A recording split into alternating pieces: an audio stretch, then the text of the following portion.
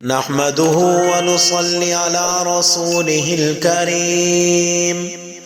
بسم الله الرحمن الرحيم.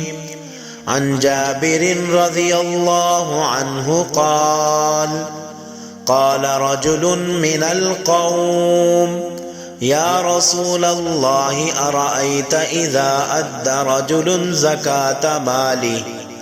فقال رسول الله صلى الله عليه وسلم: من أدى زكاة ماله فقد ذهب عنه شره.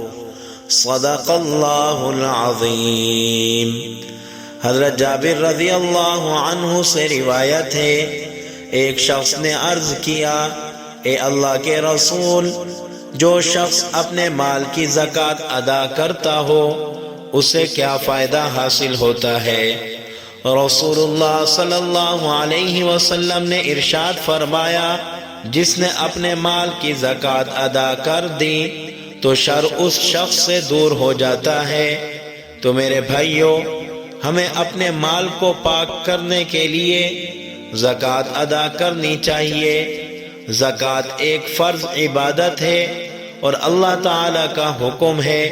زکوٰۃ کی ادائیگی کا اصل مقصد اللہ رب العزت کی اطاعت ہے، لیکن اللہ تعالیٰ کا کرم ہے کہ جب کوئی بندہ زکوٰۃ نکالتا ہے تو زکوٰۃ کی ادائیگی باقی مال میں برکت، اضافے اور پاکیزگی کا سبب بنتی ہے۔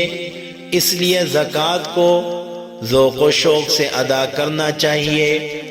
زکوٰۃ ادا کرنے میں کسی بھی قسم کی سستی نہیں کرنی چاہیے، اور یہ نہیں سوچنا چاہیے کہ زکوٰۃ ادا کریں گے ہمارے مال میں کمی ہوگی، بلکہ زکوٰۃ ادا کرنے سے مال میں کمی نہیں ہوتی، مال میں اضافہ ہوتا ہے، اور جتنا بھی مال ہوتا ہے سارا کا سارا مال زکوٰۃ ادا کرنے سے پاک ہو جاتا ہے۔